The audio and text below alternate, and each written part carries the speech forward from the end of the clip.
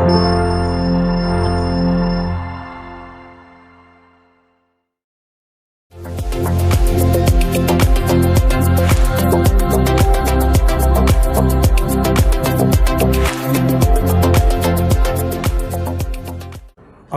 students, how are you all? I hope all you all are fine. आज मैं आपके लिए गैस पेपर को एक्सप्लेन कर देता हूँ। तो सबसे पहले चैप्टर 1 आप देख रहे हैं स्क्रीन पर। क्वेश्चन नंबर 1 है define physics, name any 6 branches. Physics की डेफिनेशन लिखनी है और उसके 6 ब्रांचेस के नेम लिखने हैं। सेकंड क्वेश्चन है write down importance of following branches of physics in our daily life. Importance of physics के हवाले से आपकी बुक में पेज नंबर मैं आपको बताता हूँ, पेज नंबर 2 पे importance of physics in daily life आपका 1.2 आर्टिकल नंबर 1.2 है। उसमें फ़िज़िक्स की डिफरेंट ब्रांचेस के यूजेस और एप्लीकेशंस दी हुई हैं, जिसमें थर्मोडायनामिक्स की दी हुई है, एटॉमिक फिज़िक्स की दी हुई है। थर्मोडायनामिक्स में इंजन्स ऑफ द व्हीकल्स के बारे में है, एटॉमिक फिज़िक्स में लेज़र के बारे में, इलेक्ट्रिसिटी के यूजेस बताए हुए हैं, और इसके अलावा न्यूक्लियर फिज़िक्स के भी एप्लीकेशंस का जिक्र है। तो या तो ये क्वेश्चन इस तरह आ सकता है जैसे यहाँ लिखा हुआ है write down important applications. Question number 4 आप देख रहे हैं, write down important applications of physics in our daily life. या फिर ये हो सकता है कि आपको इन ब्रांचेस के नेम बता दिए जाएँ और आपको इन फील्ड्स और इन ब्रांचेस में एप्लीकेशन बतानी होगी कि फ़िज़िक्स हमारे कैसे काम आ रही है डेली लाइफ में। इसके अलावा आगे अगर हम देखते हैं तो right down the formula of the following, यानी आपको पेज नंबर 5 पे अगर आप आते हैं, ये मैं आपको दिखा देता हूँ। पेज नंबर 5, पेज नंबर 5 पे देखें आप कि ये आपका importance of physics in daily life का ही टॉपिक चल रहा है, कंटिन्यूड है। इसमें कुछ फार्मूले दिए हुए हैं। For example volume of sphere का फार्मूला है, वॉल्यूम ऑफ सिलेंडर का फार्मूला है, डेंसिटी का फार्मूला है।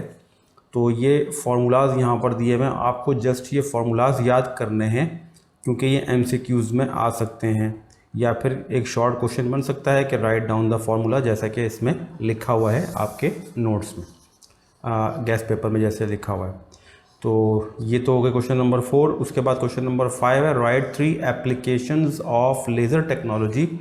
ये क्वेश्चन भी इम्पॉर्टेंस ऑफ फिज़िक्स में है, और ये जहाँ पर लेज़र टेक्नोलॉजी का जिक्र है वहाँ पर उसमें अगर आप गौर करेंगे, इसमें थोड़ा सा आपको रीड करना पड़ेगा।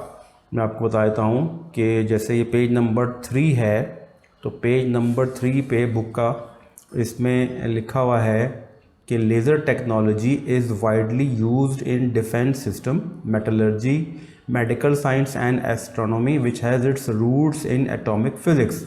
तो लेज़र टेक्नोलॉजी के कुछ यूजेस यहाँ दिए हुए हैं, और ये पिछले पास पेपर्स में एक साल ये आया भी था क्वेश्चन कि write down 3 applications of laser technology. तो हम ये लिख सकते हैं कि laser technology is used widely used in the following fields. Number 1 defence system, number 2 metallurgy, number 3 medical science and number 4 astronomy. और इसी तरह से लेज़र टेक्नोलॉजी एटॉमिक फ़िज़िक्स की फील्ड है, एटॉमिक फ़िज़िक्स की ब्रांच है। तो ये आपका चैप्टर नंबर 1 एक्सप्लेन कर दिया मैंने, उम्मीद है आपको क्लियर हो गई होंगी बातें। चैप्टर नंबर 2 पे आते हैं। चैप्टर नंबर 2 आप देख रहे हैं define fundamental units, derived units. Fundamental units यानी कि जो यूनिट्स हैं एसआई यूनिट्स, वो 2 तरह के हैं, फंडामेंटल यूनिट्स होते हैं और एक ड्राइव्ड यूनिट्स होते हैं। दोनों की डेफिनेशन यहाँ लिखनी है। वर्नियर कैलिपर्स मेजरिंग इंस्ट्रूमेंट, क्योंकि ये मेजरिंग इंस्ट्रूमेंट है। Vernier calliper, screw gauge, least count और zero error pitch of the screw. तो वर्नियर कैलिपर और स्क्रू गेज से रिलेटेड लीस्ट काउंट भी होता है और ज़ीरो एरर भी होता है, और इसके अलावा स्क्रू का पिच भी होता है।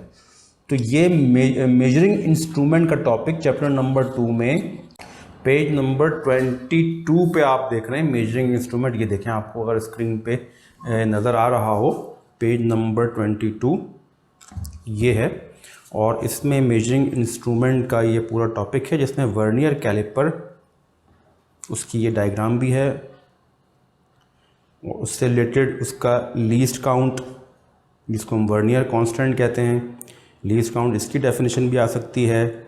और इसी तरह से अगर हम आगे चलते हैं तो देखें वर्नियर कैलिपर में ज़ीरो एरर का कॉन्सेप्ट भी है, पेज नंबर 24 पे zero error and it's correction. तो ज़ीरो एरर की डेफिनेशन की हद तक हम याद कर सकते हैं। इसके अलावा अगर हम आते हैं पेज नंबर 25 पे, तो आप देखें माइक्रोमीटर स्क्रू गेज, ये भी टॉपिक दिया हुआ है और उसकी डेफिनेशन भी है और ये बताया है कि वो कितना मेजरमेंट कहाँ तक कर सकता है। तो ये स्क्रू गेज है और उसकी फिर ये डायग्राम भी है और उसी के नीचे आप देखें पिच ऑफ द स्क्रू भी दिया हुआ है। इसी तरह से लीस्ट काउंट है, स्क्रू गेज का लीस्ट काउंट, ये भी आपके इसका फार्मूला भी आ सकता है, इसका लीस्ट काउंट की वैल्यू आ सकती है। इसी तरह से ज़ीरो एरर की डेफिनेशन भी इसमें दी हुई है, नीचे वही डेफिनेशन होगी। तो रिड्यूस सिलेबस में जो भी इंस्ट्रूमेंट्स के नाम दिए गए हैं वो सारे आपको याद करने हैं, उनकी डेफिनेशन एटलीस्ट आपको याद करनी है। इसके अलावा right down the values of the following in powers of 10। तो ये प्रीफिक्सेस कहलाते हैं, एसआई प्रीफिक्सेस, जो पेज नंबर 18 पे मौजूद हैं। इसके अलावा क्वेश्चन नंबर 4 है write down SI units of the following. SI units आपको लिखने हैं इन तमाम क्वांटिटीज़ के, फिजिकल क्वांटिटीज़ के एसआई यूनिट्स क्या हैं और इनको डिफ्रेंशिएट करना यानी सेपरेट करना है कि इनमें से कौन से फंडामेंटल हैं या बेसिक हैं और कौन से ड्राइव्ड हैं। फंडामेंटल जो है वो 7 क्वांटिटीज़ हैं, जिसमें लेंथ है, मास है, टाइम है और टेम्परेचर है, अमाउंट ऑफ सब्सटेंस है और इसके अलावा लाइट इंटेंसिटी है और इलेक्ट्रिक करंट है। तो ये सारे फंडामेंटल हैं, बाकी जो बच रहे हैं इसमें वो सब के सब डिराइव्ड यूनिट्स हैं। तो आई होप आपको ये भी समझ में आएगा। इसके अलावा प्रॉब्लम्स भी कुछ हैं जो आ सकती हैं, ज़्यादा इम्पॉर्टेंट नहीं है लेकिन फिर भी ये प्रॉब्लम एक या दो मरतबा पास्ट पेपर्स में आई हैं। प्रॉब्लम नंबर 2.4, 2.2, 2.3, 2.4 चैप्टर नंबर 2 के पेज नंबर 31 पे मौजूद हैं। चैप्टर नंबर 3 ये हमारा मोस्ट इम्पॉर्टेंट चैप्टर है। इसमें एक्सेलरेशन की डेफिनेशन तो है लेकिन रिटार्डेशन जो है वो नेगेटिव एक्सेलरेशन को कहते हैं।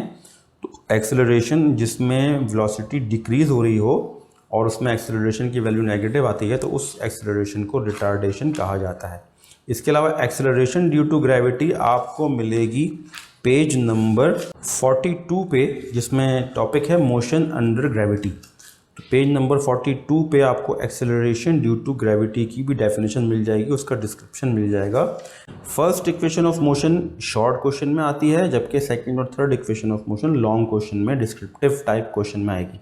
इक्वेशंस ऑफ मोशन आपको लिखनी है for bodies moving freely under gravity, यानी कि वो इक्वेशंस ऑफ मोशन को आप जब आप एक्शन ऑफ ग्रेविटी में देखते हैं तो फिर एक्सेलरेशन जो होती है वो एक्सेलरेशन ड्यू टू ग्रेविटी हो जाती है, यानी जी हो जाती है। अगर मैं यहाँ पर इसको इस तरह लिखूँ कि जो फर्स्ट इक्वेशन है we f equals v i plus a t, अब वो बन जाएगी v i plus g t, यानी एक्सेलरेशन की जगह जी आ जाएगा, एक्सेलरेशन ड्यू टू ग्रेविटी।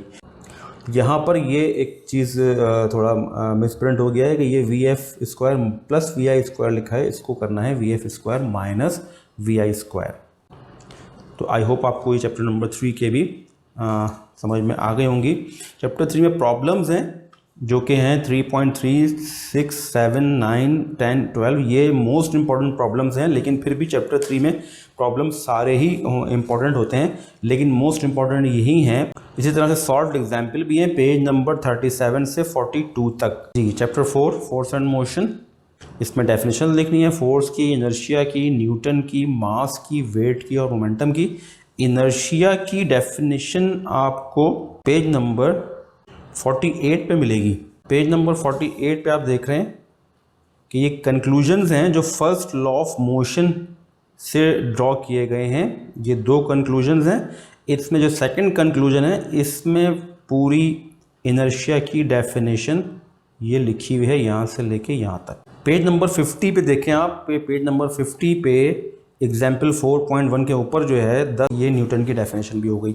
इसी तरह से सेकंड क्वेश्चन है स्टेट द फॉलोइंग लॉज, आपको लॉज ये सारे स्टेटमेंट्स लिखनी है। Law of inertia first law of motion का दूसरा नाम है, तो दोनों में सेम स्टेटमेंट आएगी। इसके बाद क्वेश्चन नंबर 3 है state Newton second law of motion. Second law of motion जो है उसमें डेरिवेशन भी आ सकती है, F is equal to ma, या state and explain second law of motion. 4 differences mass और वेट के क्वेश्चन नंबर 4 में है, जबकि क्वेश्चन नंबर 5 में प्रूफ करना है kilogram metre per second is equal to newton second.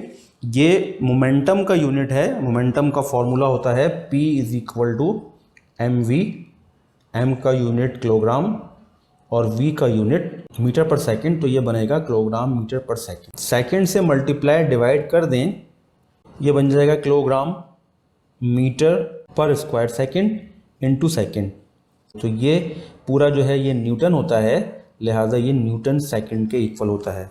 ये आपको मोमेंटम के टॉपिक में मिल सकता है, पेज नंबर 59 पे इसका बताया हुआ है, लेकिन इसका प्रूफ नहीं दिया हुआ, वो जो आपको मैंने अभी बता दिया है। Chapter 5 vectors, define scalar vector, resultant vector, rectangular component, इन सब की डेफिनेशन लिखनी है आपको।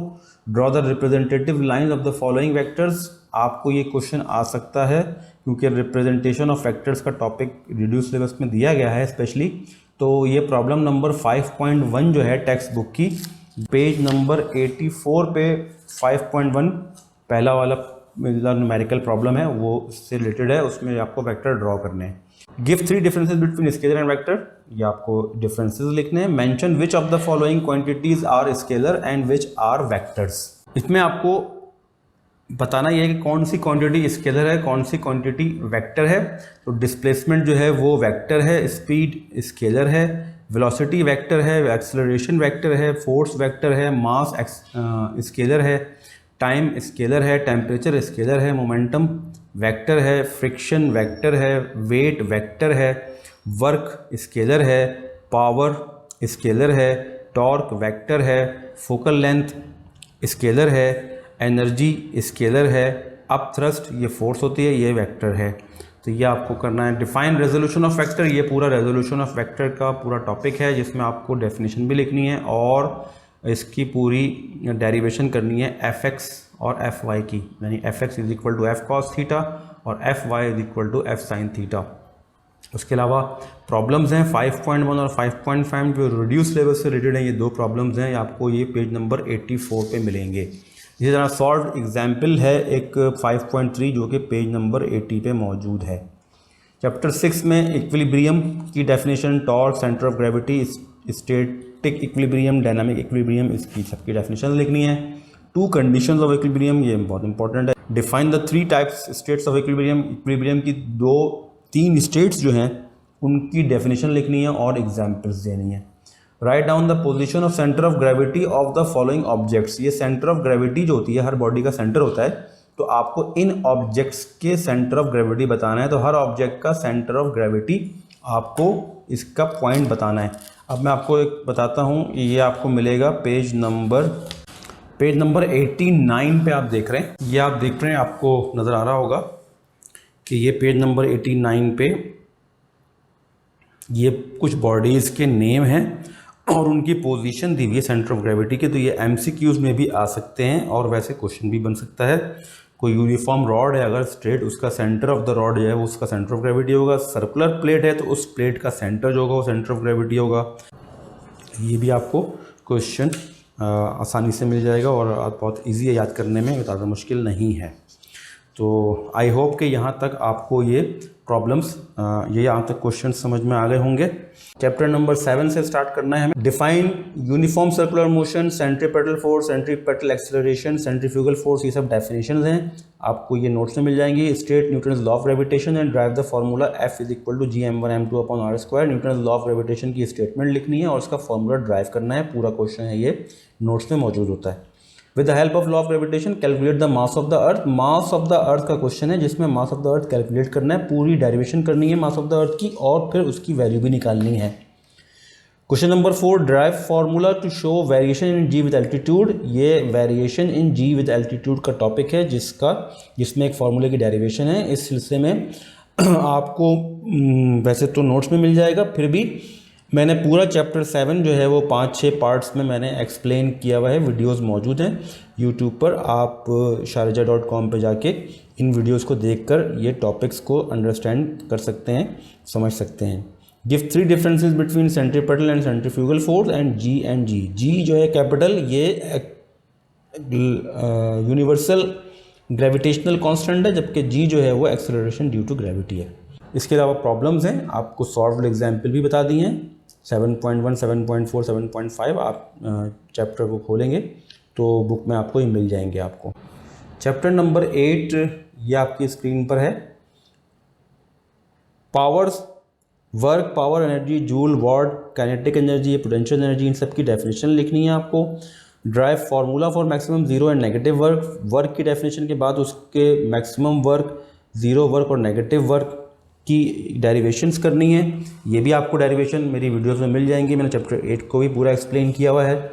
Drive formula of power in terms of velocity और prove that P is equal to F V. आपको पावर का फार्मूला जो कि एफ वी है, फोर्स मल्टीप्लाई बाय वेलोसिटी, क्योंकि पावर का वेलोसिटी और फोर्स के साथ रिलेशनशिप है, ये फार्मूला ड्राइव करना है, जो बहुत ही छोटा सी एक डेरिवेशन है, आपको मिल जाएगी।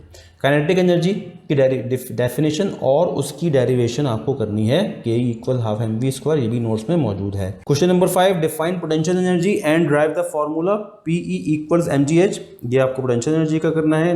Name any 6 types of energy, 6 energy की टाइप्स के नाम लिखने हैं आपको, जो कि जैसे फॉर एग्जांपल काइनेटिक एनर्जी है, पोटेंशियल एनर्जी है, और इसके अलावा केमिकल एनर्जी है, साउंड एनर्जी है, इलेक्ट्रिकल एनर्जी है। इसके अलावा give differences between work and power, work और पावर का डिफरेंस बताना है। बहुत सिंपल है, वर्क की डेफिनेशन ये एक डिफरेंस हो गया, वर्क का फार्मूला और पावर का फार्मूला ये दूसरा डिफरेंस हो गया, वर्क का यूनिट और पावर का यूनिट ये तीसरा डिफरेंस हो गया। तो 3 डिफरेंसेस बड़े आसानी से हो सकते हैं। चैप्टर 10 प्रॉपर्टीज़ ऑफ मैटर, इसमें आपको ये सारी डेफिनेशंस हैं जो कि आपको नोट में आसानी मिल जाएंगी। इसके अलावा हुक्स लॉ की स्टेटमेंट लिखनी है और उसका मैथमेटिकल फॉर्म लिखना है, यानी Hooke's law is equal to, ये कहता है आपको कि the ratio between stress and strain is constant, या stress is directly proportional to strain, तो stress upon strain is equal to constant, right. Differences between stress and strain, difference लिखने हैं आपको। पास्कल्स लॉ को स्टेट करना है, state Pascal's law की statement लिखनी है। Write 3 applications of Pascal law की 3 एप्लीकेशन लिखनी है, लेकिन ये चूंकि शॉर्ट क्वेश्चन में आएगा, आपको सिर्फ ये समझे डेफिनेशन डिफाइन करना है कि पास्कल लॉ हाइड्रोलिक लिफ्ट में यूज़ होता है, और पास्कल लॉ अप्लाई होता है हाइड्रोलिक ब्रेक्स में, पास्कल लॉ अप्लाई होता है हाइड्रोलिक प्रेस में, और इसके अलावा पास्कल लॉ यूज होता है आपका हाइड्रोलिक जैक में।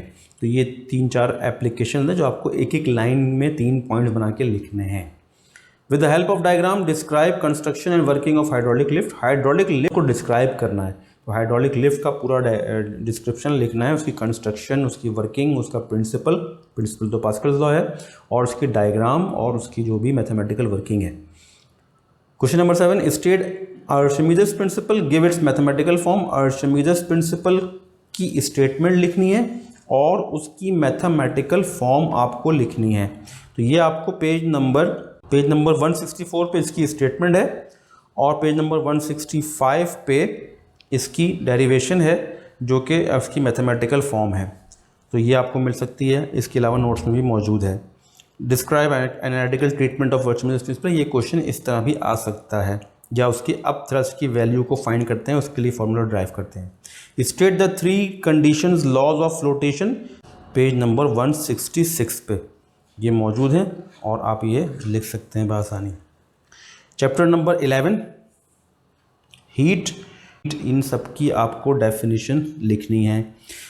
Question number 2, state and explain Boyle's law and Charles law and drive their formula, Boyle's law और चार्ल्स लॉ को एक्सप्लेन करना है। क्वेश्चन नंबर 3 है give 3 advantages of using mercury in glass thermometer. ये chapter 11 में जहाँ thermometer का topic है स्टार्ट में, आपको वहाँ ये मिलेगा। मैं आपको बताता हूँ, पेज नंबर 184 पे आप देखें, लिक्विड इन ग्लास थर्मोमीटर, इसमें मरकरी की प्रॉपर्टीज़ लिखी हुई हैं कि मरकरी के एडवांटेजेस क्या हैं थर्मोमीटर में यूज़ करने के। तो ये एडवांटेजेस हैं। इसके अलावा अल्कोहल के भी डिसएडवांटेजेस भी हैं, कुछ एडवांटेजेस भी हैं, जो कि यहाँ आप देख रहे हैं। अल्कोहल के ये कुछ एडवांटेजेस और डिसएडवांटेजेस हैं, ये आपको लिखने हैं। इसके अलावा drive a formula to calculate the final length of solid, ये L2 = L11 + alpha delta T, ये डेरिवेशन करनी है। ये beta is equal to 3 alpha ये करनी है। Write 3 consequences effects of anomalous expansion of water.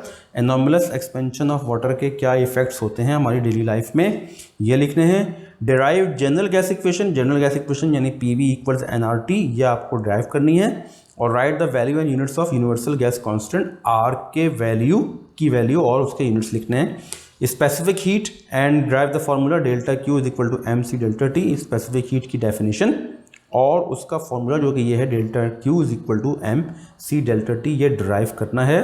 और इससे रिलेटेड जो एग्जाम्पल्स हैं सॉल्व्ड एग्जाम्पल वो आपको मिलेंगे। सॉल्व्ड एग्जाम्पल में से ज़्यादा चीज़ें आती हैं, जबकि एक्सरसाइज में से चीज़ें बहुत कम आई हैं, न्यूमेरिकल बहुत कम आए हैं। इसीलिए आपको ये मैंने ये 4 न्यूमेरिकल्स दिए हैं। रिड्यूस सिलेबस के हवाले से ये 4 प्रॉब्लम्स आप सॉल्व कर लीजिए। इसके अलावा 10 ईयर में जितनी प्रॉब्लम्स हैं वो सब सॉल्व कर लीजिए, तो आपका ये चैप्टर के न्यूमेरिकल्स भी क्लियर हो जाएंगे। चैप्टर नंबर 12 में define periodic motion, frequency, wavelength, amplitude, simple harmonic motion, wave, crest, trough, ये सब की डेफिनेशन है। अगर कोई डेफिनेशन नहीं मिलती तो बता दें, आप मुझे ग्रुप में बता दीजिएगा, मैं आपको वो डेफिनेशन भेज दूंगा। What is simple pendulum, draw a diagram and right formula of its time period. Simple pendulum की डेफिनेशन लिखनी है, जैसे ये क्वेश्चन में दिया हुआ है, उसकी डायग्राम बनानी है और उसका फॉर्मूला लिखना है उसके टाइम पीरियड का। तो ये आपको करना है। Prove that motion of simple pendulum is simple harmonic motion. अब आपको इस क्वेश्चन में सिंपल पेंडुलम की मोशन को डिस्क्राइब करना है और ये प्रूव करना है कि उसकी मोशन सिंपल हार्मोनिक मोशन है। ये अलग से क्वेश्चन आ सकता है, अदरवाइज ये इस तरह शॉर्ट क्वेश्चन में आया तो ये क्वेश्चन नंबर 2 बन के आएगा, और लॉन्ग क्वेश्चन में आएगा तो क्वेश्चन नंबर 2 के साथ क्वेश्चन नंबर 3 भी आएगा। Question number 4, define the 2 types of waves. जो वेव की टाइप्स हैं यानी कि ट्रांसवर्स वेव्स और लॉन्गिट्यूडनल वेव्स, ये उनके बारे में लिखना है और एग्जाम्पल बतानी है डेली लाइफ में से। Write down the 3 characteristics of wave. Characteristics of wave में frequency, wavelength, amplitude, time period, ये सब चीज़ें कैरेक्टरिस्टिक्स ऑफ वेव हैं, इन सब की डेफिनेशन लिखनी होती है। Prove that v is equal to F lambda, यानी कि ये वेलोसिटी और फ्रीक्वेंसी और वेवलेंथ में रिलेशनशिप है वेव की, ये प्रूव है, बहुत इजी प्रूफ है, ये नोट्स में मौजूद है। Prove by an experiment that sound waves are produced due to vibration of a body. ये छोटा सा एक्सपेरिमेंट है, शॉर्ट में आ सकता है कि साउंड वेव्स प्रोड्यूस जब होती हैं जब कोई बॉडी वाइब्रेट कर रही हो। इसके लिए मैं आपको बता दूं कि ये क्वेश्चन एक्चुअली टॉपिक 10 ईयर्स में नहीं आया कभी भी। तो यहाँ हम ये करते हैं कि आपको वो चैप्टर और वो पैराग्राफ बता देता हूँ मैं कि जहाँ से आपको ये मिलेगा। How sound is produced, page number 241 पे। How sound of produce. As an example, strike a tuning fork on a rubber pad, a peculiar sound is produced and the prongs of the tuning fork begins to vibrate. These vibrations can be demonstrated by bringing a pith ball suspended by a thread near one of its prongs. The pith ball will fly away as soon as it touches the prong. यानी ये एक छोटा सा experiment है, तो ये एक छोटा सा एक्सपेरिमेंट उसकी डायग्राम है, ये एक्सपेरिमेंट आपको लिखना होगा। इसके अलावा इसमें एक और भी एक्सपेरिमेंट है। If we switch on a radio and make it sound louder, its cabinet will start vibrating. तो ये भी आप इसको as an example as experiment लिख सकते हैं। तो आई होप कि आपको ये सारे क्वेश्चंस क्लियर हो गए होंगे। फिर भी व्हाट्सएप ग्रुप में आप मुझसे पूछ सकते हैं अगर कोई चीज़ आपको समझ में नहीं आई हो। और प्रॉब्लम्स जो हैं ये एक्सरसाइज में से ये प्रॉब्लम्स इंपॉर्टेंट हैं, जबकि सॉल्व्ड एग्जाम्पल्स में 12.1, 12.2, 12.3 ये आप जब पेजेस को टर्न करेंगे तो आपको ये इन नंबर्स के साथ आपको न्यूमेरिकल्स नज़र आ जाएंगे। और ये प्रॉब्लम नंबर 12.2 ये आपको दी हुई है। ये सॉल्व्ड एग्जाम्पल्स हैं जो मैंने आपको बताई है। तो आई होप आपको समझ में आया होगा। Chapter number 13, propagation and reflection of light, इसमें ये सब डेफिनेशंस हैं। Reflection, incident ray, reflected ray, point of incidence, principal axis, centre of curvature, principal focus, focal length, radius of curvature, linear magnification, ये सारी डेफिनेशन मोस्ट इंपॉर्टेंट हैं जो आपको याद करनी है। और ये कोई भी डेफिनेशन अगर आपको नहीं मिलती है तो मुझे आप व्हाट्सएप ग्रुप में मुझसे वो डेफिनेशन ले सकते हैं, मैं आपको वो बता दूंगा। क्वेश्चन नंबर 2 है state laws of reflection. Laws of reflection को इसकी स्टेटमेंट लिखनी है। 2 लॉज ऑफ रिफ्लेक्शन होते हैं। Define regular and irregular reflection, give advantages of irregular reflection. इसमें रेगुलर और इरेगुलर रिफ्लेक्शन की डेफिनेशन लिखनी है और एडवांटेजेस लिखने हैं इरेगुलर रिफ्लेक्शन के। यहाँ ये आपको मैं क्लियर कर दूँ कि मैं जो आपको गेस्ट पेपर आपको मैंने फॉरवर्ड किया है उसमें इरेगुलर की जगह यहाँ रेगुलर लिख दिया गया है, जो कि एक टाइपिंग मिस्टेक है, तो आप उसको सही कर लीजिए, irregular reflection. Give differences between regular and irregular reflection, इन दोनों में डिफरेंसेस लिखने हैं। कॉन्केव और कॉन्वेक्स मिरर का डिफरेंस लिखने हैं 3 और रियल एंड वर्चुअल इमेज के 3 डिफरेंसेस लिखने हैं आपको। ड्राइव मिरर इक्वेशन, ये मिरर इक्वेशन है जो कि नोट्स में मौजूद होती है, फिर भी अगर आपको वो नहीं मिलती तो आप ये आप देख रहे हैं पेज नंबर ये 272 और ये 273, ये सारी डेरिवेशन इसकी मौजूद है। इंशाल्लाह इसकी डेरिवेशन की एक वीडियो भी मैं बना दूंगा, अगर आपको प्रॉब्लम होती है तो वो भी आपको मैं दे दूंगा, डेरिवेशन आपको समझ में आ जाएगी इंशाल्लाह। इसके अलावा draw a ray diagram to show formation of image by concave और कॉन्वेक्स मिरर। आपको एक रे डायग्राम बनानी है जिसमें ये दिखाना है कि कॉनकेव मिरर से इमेज कैसे बनता है। आप ये डायग्राम पेज नंबर 271 पे देख रहे हैं आप ये डायग्राम अगर आप बना देंगे, या इसके अलावा ये डायग्राम भी है,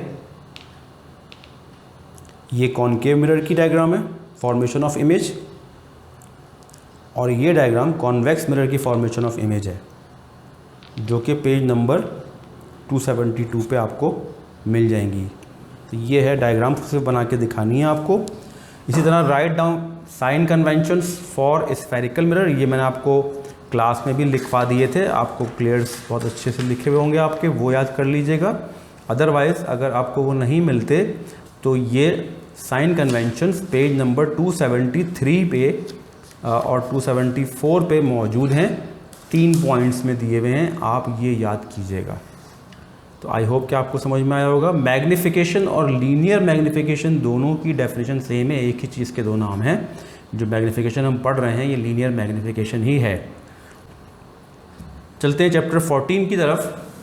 ये बात याद रहे कि चैप्टर 13 में जो फोकल लेंथ है उसकी डेफिनेशन और जो चैप्टर 14 में फोकल लेंथ है इसकी डेफिनेशन में थोड़ा सा डिफरेंस है, और वो डिफरेंस है कि चैप्टर 13 में जो फोकल लेंथ है उसमें पोल और फोकस का डिस्टेंस होता है, जबकि चैप्टर 14 में ऑप्टिकल सेंटर और फोकस का जो डिस्टेंस होता है उसे फोकल लेंथ कहते हैं। Question number 2, draw diagram to show the path of a ray reflected through prism. ये आपको डायग्राम बनानी है, ये आपको मिलेगी diagram page number 85, page number 285 पे आप ये देखिए डायग्राम आपको मिलेगी। सिर्फ ये डायग्राम आपको बना के देनी है। ये give differences between convex and concave lens. Convex और कॉनकेव लेंस के डिफरेंस हर नोट्स में मौजूद होते हैं। Write down sign conventions for thin lenses, page number 295 पे ये 3 पॉइंट्स आप देख रहे हैं, ये जो हैं ये साइन कन्वेंशंस हैं। तो आई होप कि आपको समझ में आया होगा। इसके अलावा आपको इसके प्रॉब्लम्स भी दिए हुए हैं, सॉल्व्ड एग्जाम्पल भी हैं। Now chapter number 15, nature of light and electromagnetic spectrum. Define photon, dispersion of light और स्पेक्ट्रम, 3 डेफिनेशन आपको खाली याद करनी है जो नोट्स में आसानी मिल जाती हैं। Describe Planck's quantum theory and discuss the dual nature of light. ये पूरा एक ही टॉपिक है, प्लैंक्स क्वांटम थ्योरी को पूरा एक्सप्लेन किया है और उसके बाद डुअल नेचर ऑफ लाइट भी उसी में एक्सप्लेन कर दिया गया है, इसलिए ये दोनों इस तरह बन के सवाल आता है। Write down the frequency range of each type of wave of electromagnetic spectrum. ये आपको पेज नंबर 322 पे मिल जाएगा। ये देख रहे हैं आप पेज नंबर 322 पे ये इलेक्ट्रोमैग्नेटिक स्पेक्ट्रम का टॉपिक है, और इसमें देखें ये वाली जो ये radio waves, microwaves, infrared waves आपको मैंने दिखा दिया ताकि आपको ये नोट्स में ढूंढना आसान हो जाएगा। तो आई होप कि आपको ये क्वेश्चन भी समझ में आ गया होगा। चैप्टर नंबर 16, ये मोस्ट इम्पॉर्टेंट चैप्टर हमारा। इसमें क्वेश्चन नंबर 1 है डिफाइन। डेफिनेशन जब भी आप पूछेंगे इंशाल्लाह मैं आपको फ़ौरन से वो डेफिनेशन बता दूंगा, अदरवाइज़ कोई क्वेश्चन होता है तो फिर मैं आपको एक्सप्लेन कर दूंगा या वॉइस मैसेज पे बता दूंगा। यहाँ पर अगर एक्सप्लेन कर रहा हूँ तो समझ में आ जाए तो बहुत अच्छी बात है। State and explain Coulomb's law and drive relation, ये कूलम्स लॉ की डेरिवेशन और उसकी स्टेटमेंट है, ये पूरा लॉन्ग क्वेश्चन हो गया।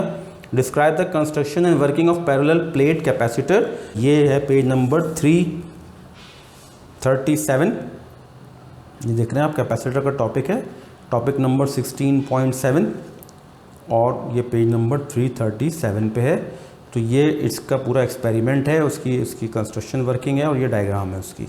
State and explain Ohm's law, Ohm's law आप V is equal to IR, voltage is equal to current multiply by resistance, ये फॉर्मूला ड्राइव करना है और इसकी स्टेटमेंट लिखनी है आपको। इसके अलावा give 3 differences between conductor and insulator, current and potential difference, ये भी आपको नोट्स में मिल जाएंगे। Describe 3 factors affecting the capacity of a capacitor, capacity of a capacitor को के जो फैक्टर्स हैं वो आपको लिखने हैं, ये भी आपको उसी कैपेसिटर पैरेलल प्लेट कैपेसिटर की जो कंस्ट्रक्शन वर्किंग आपकी है उसी के साथ ये दिए हुए होते हैं। Describe give 3 factors on which resistance of a conductor depend, और आपको ये मिल जाएगा पेज नंबर 349 पे रेजिस्टेंस का टॉपिक दिया हुआ है, उसी में इसके फैक्टर्स को भी डिस्क्राइब किया गया है, अदरवाइज नोट्स में भी मौजूद है डेफिनेशन के साथ। तो ये चैप्टर नंबर 16 हो गया आपका। चैप्टर नंबर 17, इसमें सिर्फ 3 क्वेश्चंस हैं, एक तो डेफिनेशन में से ये 3 डेफिनेशन आ सकती हैं, इसके अलावा मैग्नेटिक लाइंस ऑफ फोर्स की प्रॉपर्टीज़, ये देखें मैग्नेटिक फोर्स उसकी प्रॉपर्टीज़ हैं जो आपको यहाँ मिल जाएंगी पेज नंबर 373 पे। Force on a current carrying conductor, ये टॉपिक आपको मिलेगा page number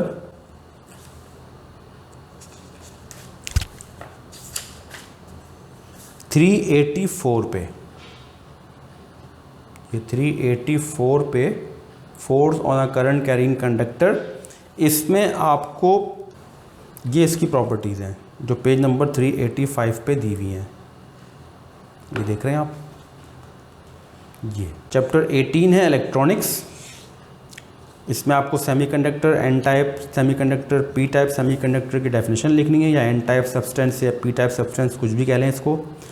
give differences between N type and P type substances, इनके डिफरेंसेस भी आ सकते हैं। Describe the construction and working of a PN junction diode, ये क्वेश्चन आपको नोट्स में बआसानी मिल जाएगा पीएन जंक्शन डायोड में। चैप्टर 19 में radio activity, radio active isotopes, nuclear fission, nuclear fusion, chain reaction, इन सब की डेफिनेशन। इसके अलावा describe an experiment to show existence of 3 types of radioactive rays, ये क्वेश्चन आपको मिलेगा, वो एक्सपेरिमेंट है जो आप क्लास 9th में भी केमिस्ट्री में पढ़ चुके हैं, ये आपको मिलेगा आपको पेज नंबर 417 पे मिलेगा आपको अल्फ़ा बीटा गैमा रेज, और ये एक्सपेरिमेंट है जिसकी डायग्राम है पेज नंबर 417 पे। तो ये एक्सपेरिमेंट पूरा लिखना होता है, ये डायग्राम है जिसके थ्रू हम अल्फ़ा बीटा गैमा रेज को डिटेक्ट करते हैं। आप देख रहे हैं ये अल्फ़ा बीटा गैमा रेज जो है वो, ये रेज यहाँ से निकल रही हैं, वो 3 पार्ट्स में डिवाइड हो गई, फोटोग्राफिक प्लेट पे आपको ये मिलेंगी। तो ये अल्फ़ा बीटा गैमा रेज को कैसे डिटेक्ट किया जाता है, कैसे सेपरेट किया जाता है, ये एक्सपेरिमेंट है, और इसी एक्सपेरिमेंट की डायग्राम भी सिर्फ आ सकती है। ठीक है जी। Write down 4 properties of each of alpha beta and gamma rays, give 4 differences between alpha and beta particles, ये सब अल्फ़ा बीटा गैमा रेज की जो प्रॉपर्टीज़ हैं उसी से डिफरेंसेस भी निकल सकते हैं। Define nuclear fission, nuclear fission को डिफाइन करना है with the help of a diagram, एक डायग्राम बनानी है न्यूक्लियर फिशन की। For fission chain reaction in uranium 92 atom, uranium के एटम में फिशन रिएक्शन हो रहा है, उसकी डायग्राम बना के दिखानी है। आप ये देख रहे हैं कि ये डायग्राम आपकी ये है फिशन, न्यूक्लियर फिशन, और उसकी ये डायग्राम फिशन प्रोसेस की, और इसके अलावा इसकी इक्वेशन जो पेज नंबर 423 पे आपको मिल जाएगी, ये वाली इक्वेशन।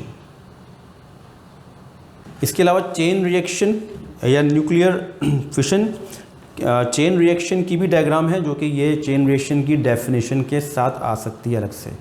ये एक्चुअली फिशन ही है जिसको आगे इन्होंने एक्सटेंड करके चेन रिएक्शन में कन्वर्ट हो गया है ये फिशन रिएक्शन, तो ये डायग्राम भी अलग से आ सकती है। ये भी पेज नंबर 423 पर है। Define nuclear fusion and write equation for fusion of deuterium and tritium atom to form a helium nucleus. Fusion की डेफिनेशन लिखनी है जो कि पेज नंबर 425 पे है, टॉपिक नंबर 19.9, और उसकी डेफिनेशन के साथ उसकी एक इक्वेशन है, जो ये इक्वेशन दी हुई है, ड्यूट्रियम और ट्रिटियम का फ्यूजन हुआ है, उससे एक हीलियम का एटम जनरेट हुआ है और न्यूट्रॉन निकला है प्लस बहुत सारी एनर्जी निकली है। तो ये भी आपको डेफिनेशन और ये इसकी इक्वेशन लिखनी होती है। Write 3 differences between fission and fusion, 3 differences लिखने हैं फिशन और फ्यूजन में। और इसके बाद आखिरी में जो है वो साइंटिफिक रीजंस हैं, जो मुझे मोस्ट इंपॉर्टेंट साइंटिफिक रीजंस इसमें लगते हैं, जो 10 ईयर्स में आते रहे हैं।